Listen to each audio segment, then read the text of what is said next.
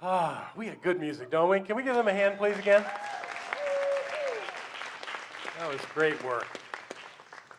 So it was last summer, probably July. I was in Denver, and all the ministerial graduates had come together. They'd passed their exams, and it was time for them to be licensed, but to do that they had to have oral panels, and they had to go through a process of learning some additional stuff about our organization, and they all gathered there at Mile High Church. And I love to go to those each year because I get to see who's stepping up into ministry in our movement. And there's always some shining lights in that.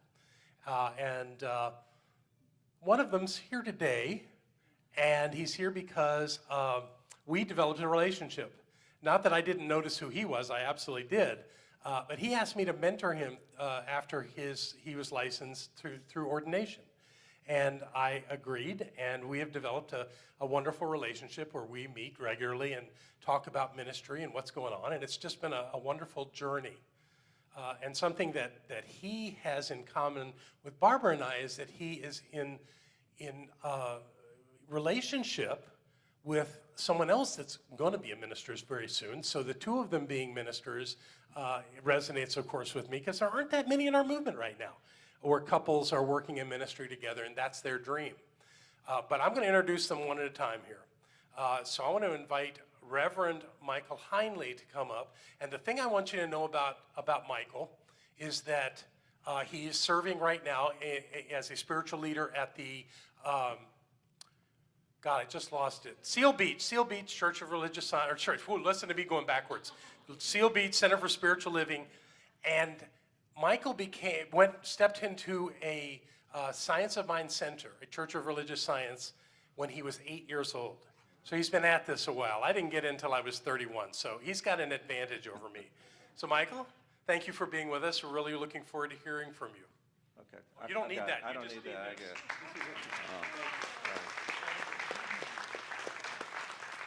Thank you so much, Dr. John, Dr. Barbara, for giving Nicole and I this wonderful opportunity to speak here. And I'm going to show some slides in a minute because one of the things that I love about John is I think life's about a journey. And after the service, I want to hear about your journey, and I'm going to share some of my life with you. And I love this place. And if you haven't noticed by now, I don't have a California accent. And I love it here. And we love the people here. And I do have a question for you. Do you call yourself Southerners? Yes? Okay, well, I grew up in Texas, and Texans don't like to be called anything but Texans. But I did spend 17 years in South Louisiana, so it's been just a wonderful experience for us to be here. Hear that little twang in the voice. Everyone's called honey and darling. That's just what I grew up with. And you have a wonderful center here. And, I love that you have your values on your back wall. Because I'm a lifelong student, and one of the things I love about you guys is I'll go out and tell you, you have the best center and the best movement. You do everything right.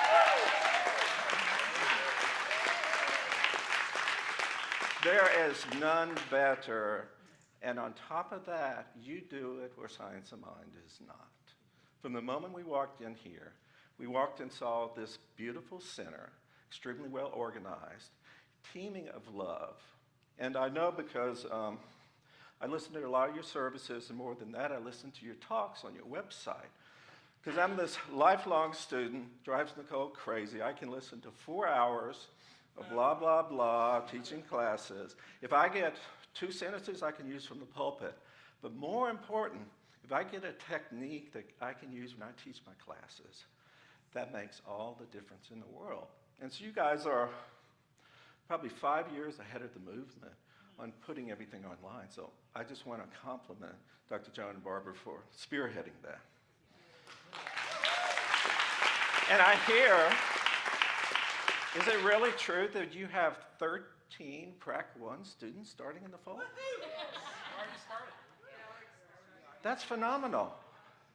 That's the best in the movement, too. My center is about this size. It's 175, 200 on a Sunday. We have one. So if you did a metric of number of people that come on Sunday services versus prac 1, you guys would win that one, too. But what's most important about that is what it does to the consciousness. And I've watched enough of what you do here that I know this center, what it's steeped in is principle. I've heard Dr. Barber talk about it in her classes. I've heard Dr. John talk about it. And it shows up because when it's steeped in principle, the manifestation is wonderful and magical. And so you guys have that done very, very well. Well, let's get to the fun stuff. This is me and my family. So there was an important event. Nicole asked me to marry her. She's a millennial, so we do things that way. 3 weeks ago.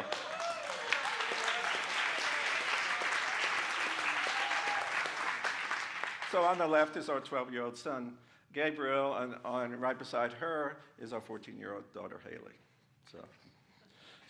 And you're going to hear more about that because what would a good talk be without a minister showing when he doesn't practice what he preaches, and that has to do with the Costa Rica vacation. So more relationships. Did I go there? Oh, no, I've got it. Yeah, okay. Look at that. So, and I'm going to talk later about using the power of your word and putting out there what you want. So when I was at this ministerial conference, Nicole was with me. They locked her out of the 8 hours of 5-day sessions we had to go through to get licensed. But I said, you know, John Waterhouse would be a great mentor for me. I need that strong male presence. He knows everything about the movement. And Nicole gently pushed, then strongly pushed, said, you need to go make it happen, and I did. But that's the message is when we want something in this life, we need to go state what we want. And we need to go state it with the expectation that we're going to have it. And John was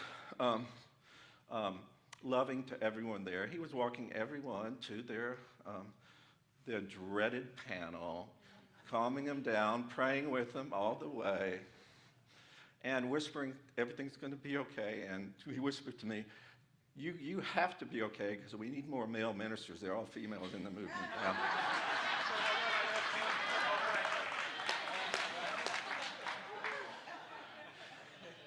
And so he said, I have to pray on it. And I did try and grease the skids. I told him everything that I knew about Aurobindo, and I saw his eyes light up, so I kept feeding him that storyline. Yeah, but so he called back 2 days later. He says, Michael, let's do it. I'm yours to ordination. And thank you so much, Dr. Joe.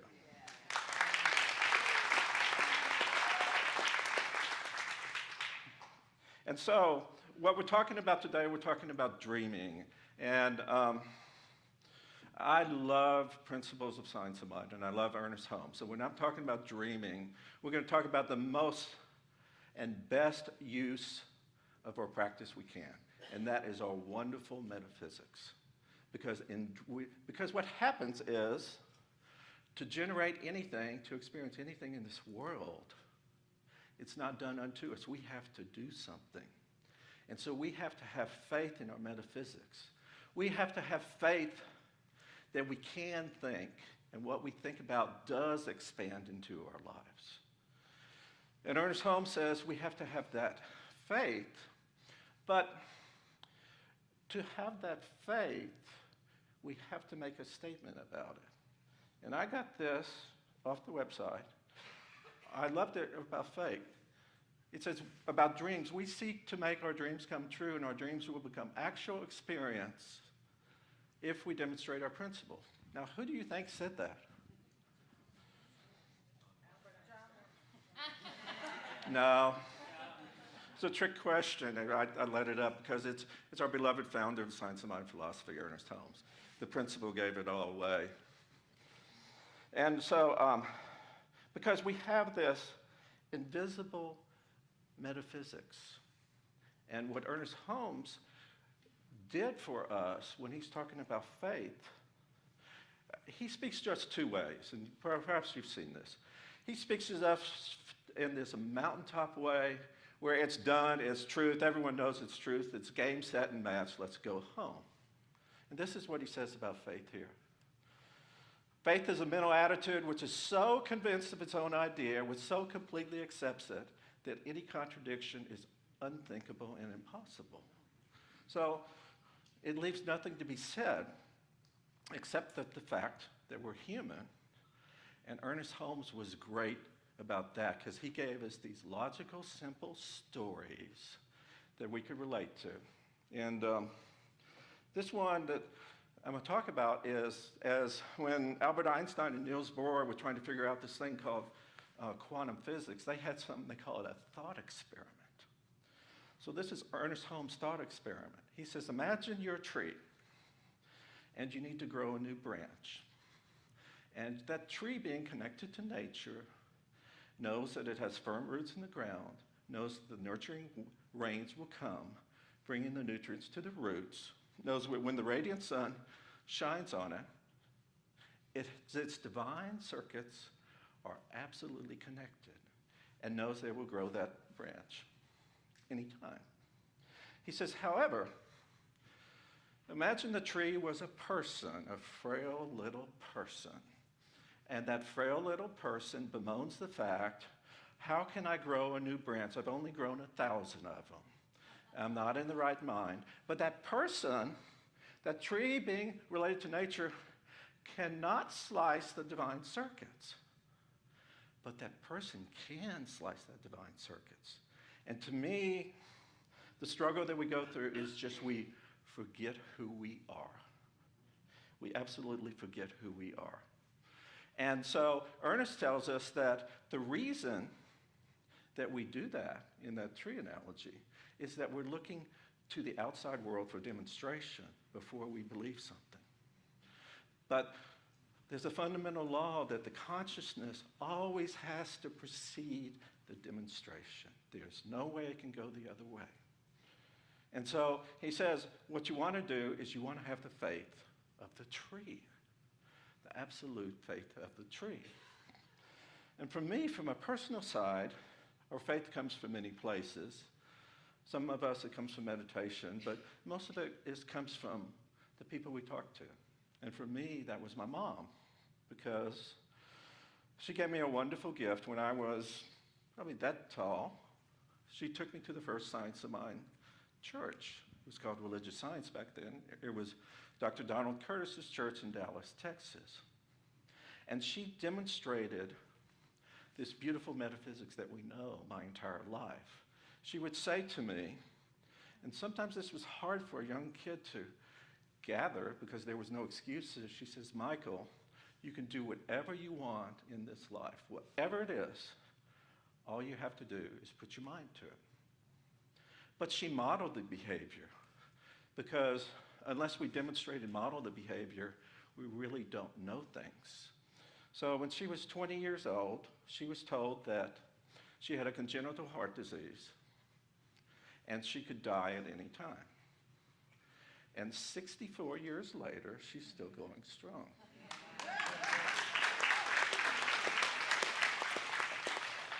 And she was one, and she modeled the behavior of how to take things to spirit.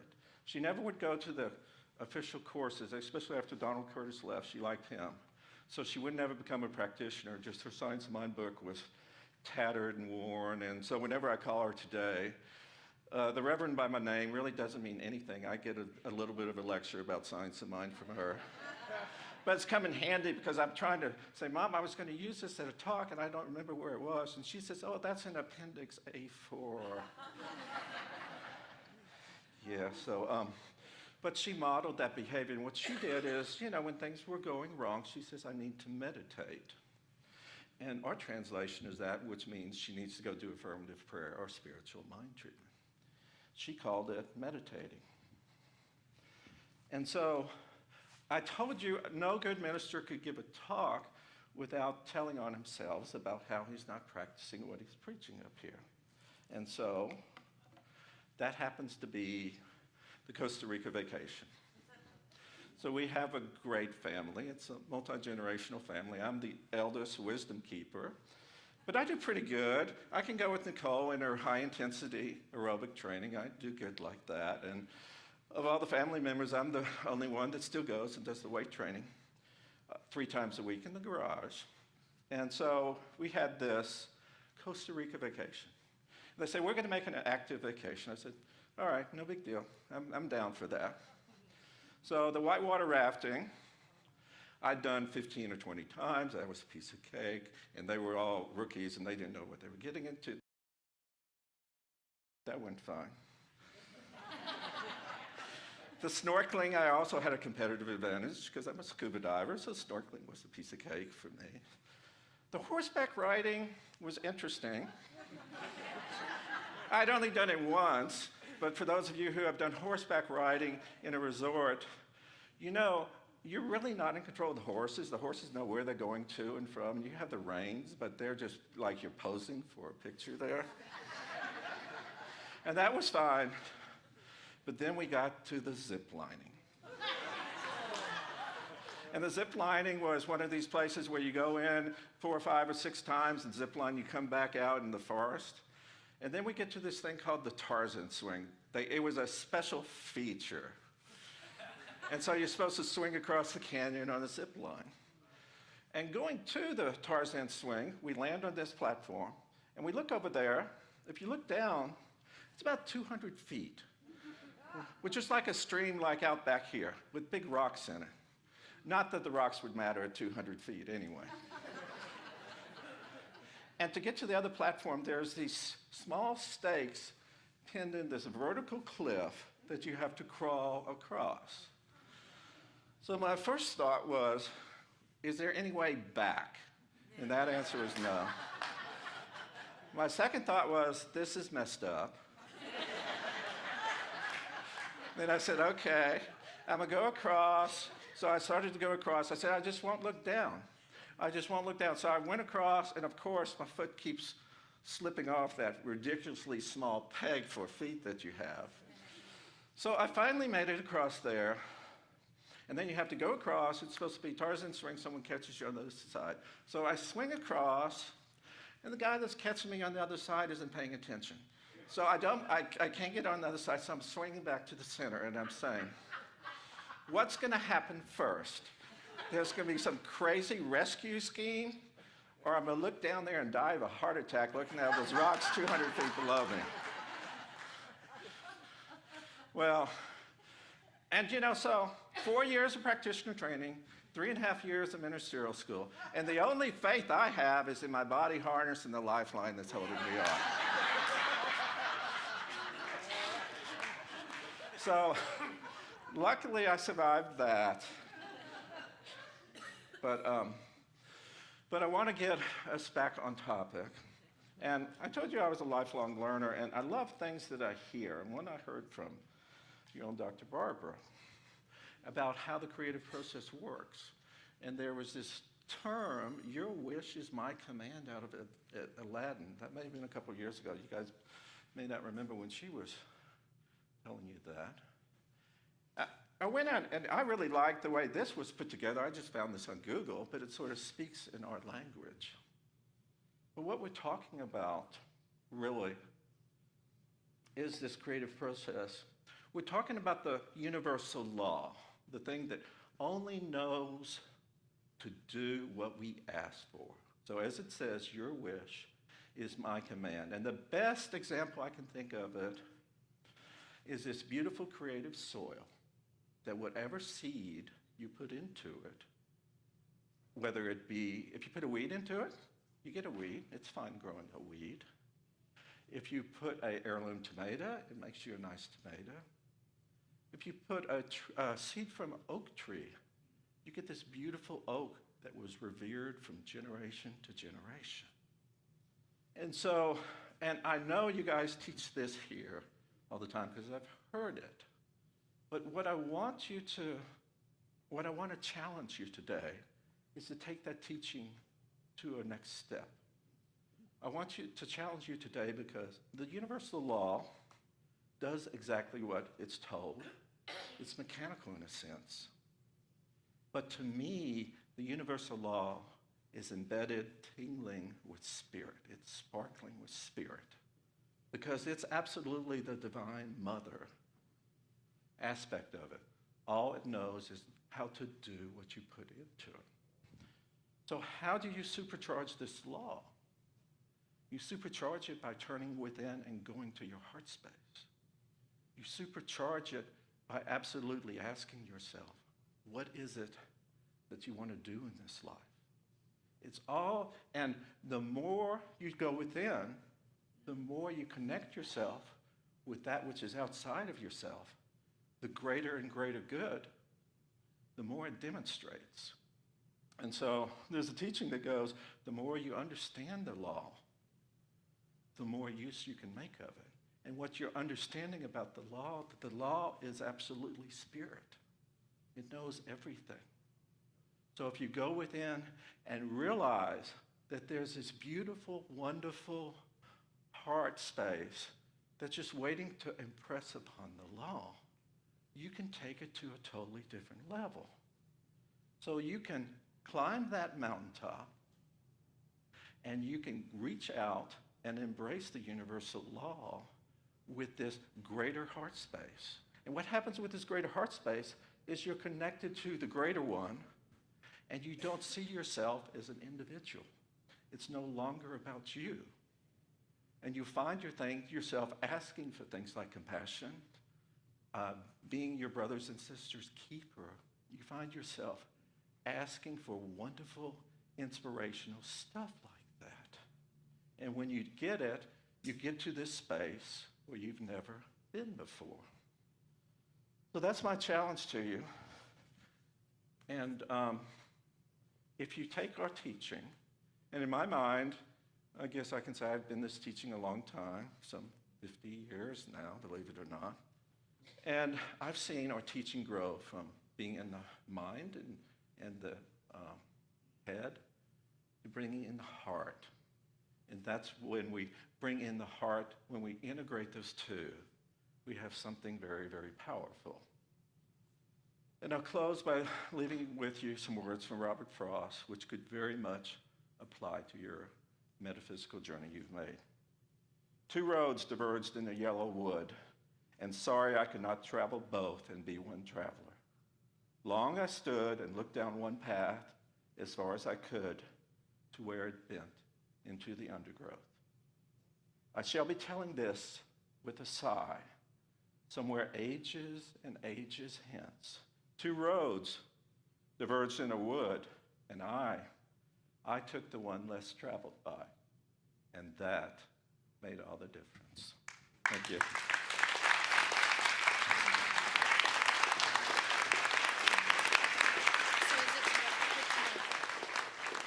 Thank you, Michael. So when I met Michael, obviously I liked him a lot right away. But then I met his partner and I said, oh, this guy's special. Because he has demonstrated an amazing life partner. And I want you to hear from her too. Let me let you know that she is a ministerial student. She'll graduate next summer. But she's doing the work of spiritual leader right along with Michael. And I want you all to please to, here's the thing.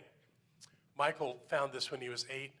Nicole's family has been in the science of mind for 4 generations.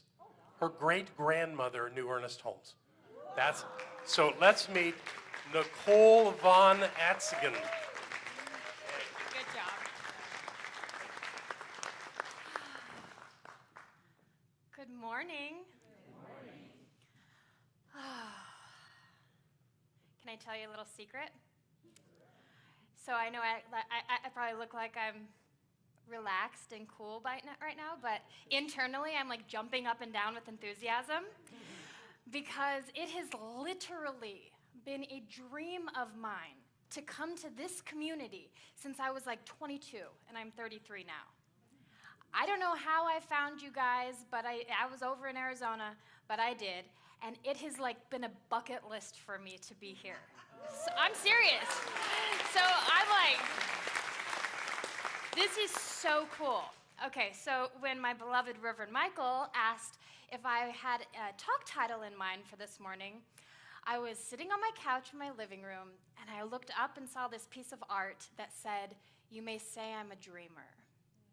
And I thought, like, spirit just tingled inside of me, and it was like, yes, this is what you have to go and share, to keep the dreamer alive, to not let go of the dreams that we've been holding on to for a very long time.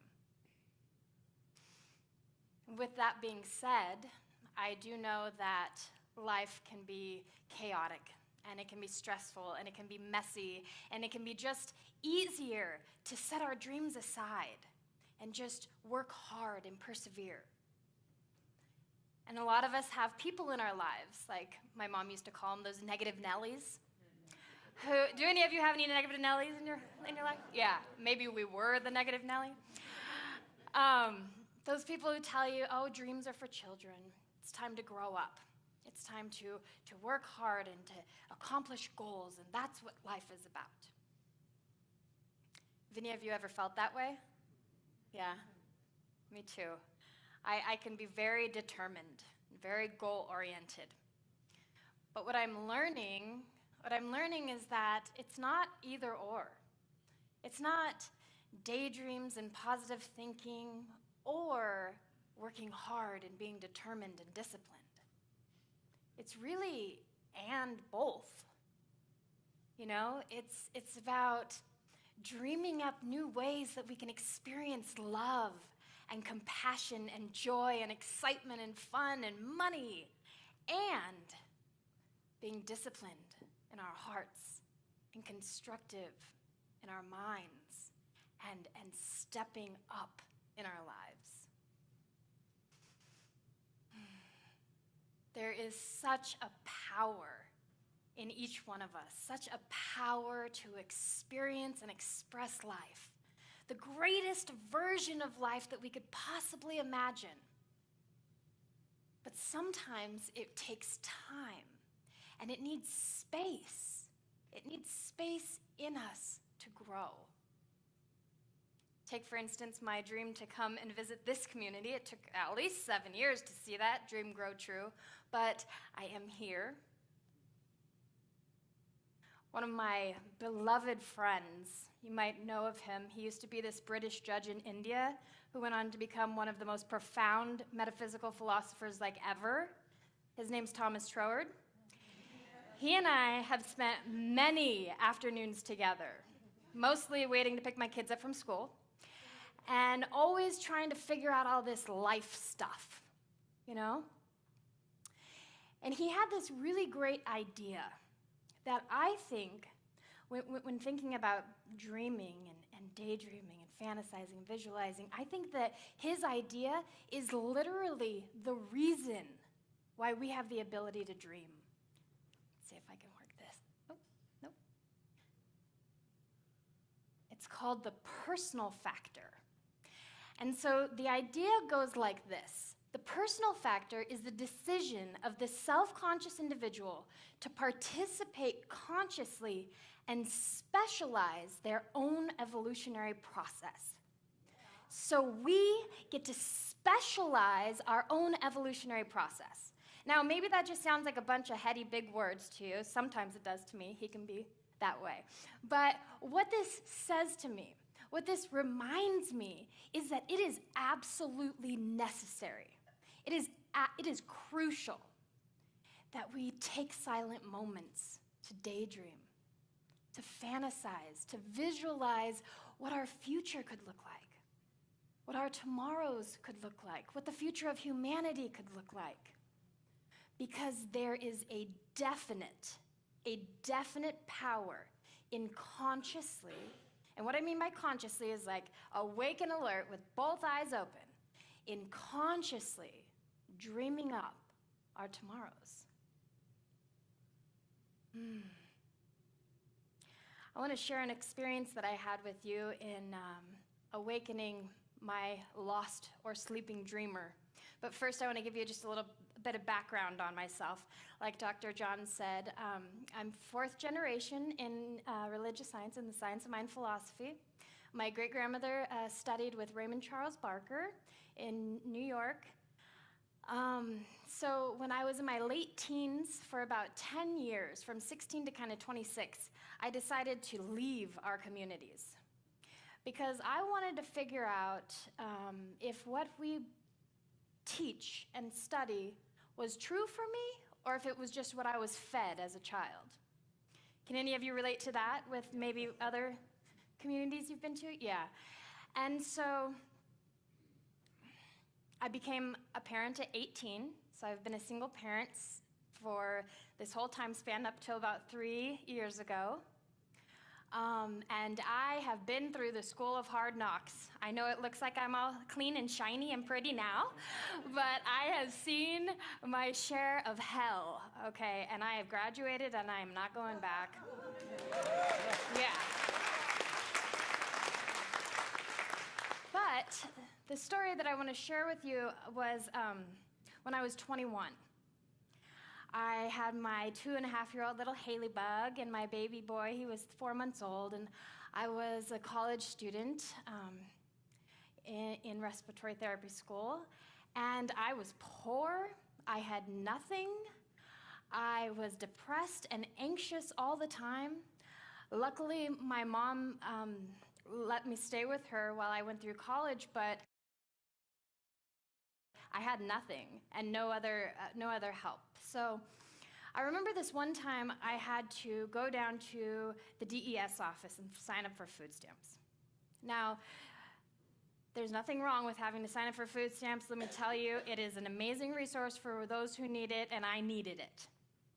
But at that same moment, I felt so much shame, so much pain inside of me, inside my soul, that I could not take care of these little humans that I brought into this world on my own. I felt so ashamed, not just that I had to have food stamps, but that my life I didn't feel whole. It felt dark. It felt bleak. And I was working hard. I never got anything less than a 4.0. I was trying to prove myself. I was trying to prove that I was worthy enough for these amazing children. I was trying to prove that I was worthy enough for anything. And it was a struggle. It felt like I took 1 step forward and 2 steps back all the time. But then at one point, by the grace of God, I was drawn to my mother's bookshelf. And I found a book called Conversations with God. Have any of you ever read that?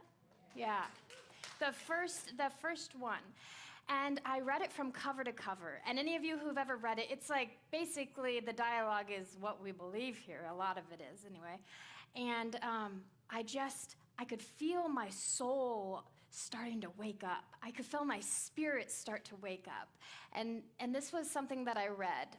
There is no coincidence, and nothing happens by accident. Each event and adventure is called to yourself by yourself in order that you might create and experience who you really are. And all that is required is to remember that, is to know that. And I just took this sigh because I began to remember. See, these were my dark ages, right? That's what I call the time when I was not in a spiritual community, which I do not recommend.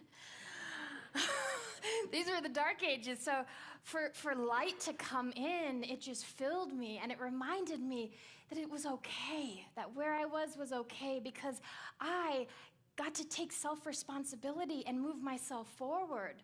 But I had to reawaken the dreamer. I had to reawaken the dreamer, and now I'm prosperous, I'm happy, I'm healthy. I mean, you wouldn't recognize me because I let the dreamer take over. And so I believe that that's what I'm here for this morning. I think that's what Spirit called me here to do, is to remind us all to awaken the dreamer within. I know life can be hard. I am not about sugarcoating that. But even in the midst of struggle, maybe especially in the midst of struggle, dream. Dream big. Dream deep, dream long and hard. Dream so much that you get butterflies in your stomach and you're pushed to your growing edge and you don't even know if your dreams are possible. Because every one of us, I don't care who you are, I don't care where you came from, I don't care if you're living on the streets or you're the CEO of Google, I do not care. Every one of us is a center of creation in the consciousness of God. Every one of us is an incarnation of divine spirit, and we are here on purpose. And every one of us deserves to see our dreams come true. And so in closing, I wanted to invite you guys, I'm not going to sing, but I wanted to invite you guys to help me finish the line. And so if you want to, we can all just say it together. You may say that I'm a dreamer, but I'm not the only one. I hope someday you'll join us and the world can be as one. Thank you. Thank you.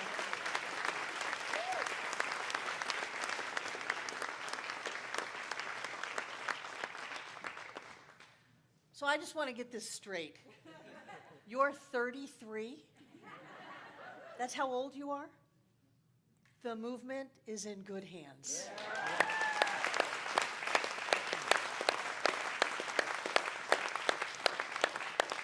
Yeah. Okay. Now our welcomers are going to come forward. If you're here for the first time, raise your hands. Let us welcome you. They've got a card. If you want to know more about our center, you can give us your name and address, email address. We'll email you only. They've got a gift for you. And because we've got lots of ministers, just shout out your name and where you're from. Lafayette, Colorado. Yay. Welcome, Joe T. Yes. Kathleen Lenover, Denver. Kathleen Lenover, Denver. Eugene, Oregon. Trish Mackey, Eugene, Oregon. Yes. Larry Schaefer, Austin, Texas. Larry Schaefer, Austin, Texas. Kauai. What is your first name? Frida. Reverend Frida from Kauai. And the co-spiritual director with Rita is Reverend Reverend Patrick from Kauai. Patrick, Reverend Rita from Kauai in back of them. Well, Reverend Paula from Golden. Who else? Who else is here for the first time? You don't have to be a minister. You can just shout it out. Yes. Carolyn from Louisville. Welcome, Reverend Carolyn from Louisville. Yes, yes. Reverend Rock from Austin. Yay. Rick McCollum, Parker, Colorado. Reverend Rick from Parker and his husband. Oh, Tom from Tom. So welcome, Tom. Yes. From Medford. Wonderful. Who else? Where's the chaplaincy person? Oh, Reverend Paula. Yay. Heading up the brand new chaplaincy program where we are paneling new chaplains in this center today. Yay. Is there anyone else here for the very first time? Yes. Reverend Michael and about to be Reverend Nicole. Yes, yes, yes. I'm so glad you came. Welcome to the 2017 Centers for Spiritual Living Annual Minister Gathering. I am just delighted that you're here in this room. I too believe that we are the best center ever, but I want you to know that your center gets to be the best center ever also, because we live in an unlimited universe. So I'm really glad that you're here. And now I'd like to invite our prosperity acceptors to come forward, take out what you're going to give. And I want to thank you. Because of you, we are able to give everything that we have away so that people all over the world can watch. Every week, I am contacted by someone new that is somewhere on this planet that says, either I just found you or I've been watching you for years, and my life has changed because of these teachings. So I want to thank you for your strong support, and whether you give through our PayPal, those of you watching online can donate right now by going to the Donate Now button, and it takes you to our PayPal account. Thank you for all that you give. those of you who give through the donation station, those of you who give through the auto giving program, those of you who have your banks send in checks, those of you who do not let the sun go down on a tithe, and those of you who put money in the basket this morning, thank you for all of the gifts that you give. We are prosperous and we are solid, and we will continue on for hundreds of years sharing this teaching. So I like to open my hand, put the gift on it, cover it with the other hand, and bring it close to my heart. And what I know is that God is the source of all supply, all time, all opportunity, all love, all joy, all of it. God is the source. And so this idea called money is the action and flow of God in our lives. Spirit is ubiquitous. Spirit is infinite. We have infinite flow and supply in our lives right here and right now. And I know that as we give, we set spiritual law in motion, and we are blessed by our giving. I know that who we are makes a difference in the world, and each one of us comes together this day to make this center all that it was ever meant to be. It is a place of peace, a beacon of light, a tower of strength, and a fountain of wisdom that touches the lives of all who call it home. And we'll repeat our investment affirmation together aloud. I freely and joyously give from the abundance and fullness of my overflowing wealth, knowing my gift goes with love as it touches and blesses the world. And so it is.